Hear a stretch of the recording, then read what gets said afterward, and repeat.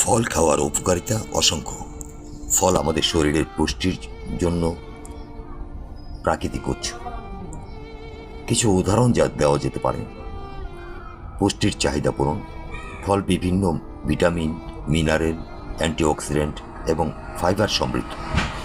যেমন apple fibre ও vitamin C সরবরাহ করে।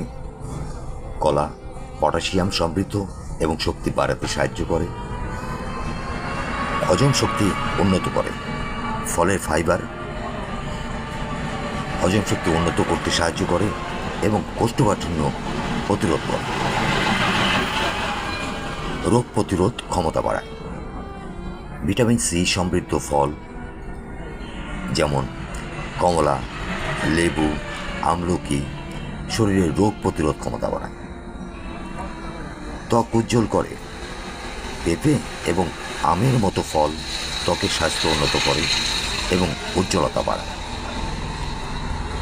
ওজন নিয়ন্ত্রণে সহায়ক। কম ক্যালোরি এবং উচ্চ ফাইবারযুক্ত ফল যেমন আপেল ও বেরি ওজন নিয়ন্ত্রণে সাহায্য করে। হৃদযন্ত্রের সুরক্ষা। ডালিম, আঙ্গুর, কমলা রক্ত সঞ্চালন ভালো রাখে এবং হৃদরোগের ঝুঁকি কমায়।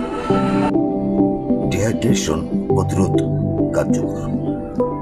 তরমুজ, শসা, মাল্টার মতো জল সমৃদ্ধ ফল শরীরকে হাইড্রেট রাখে।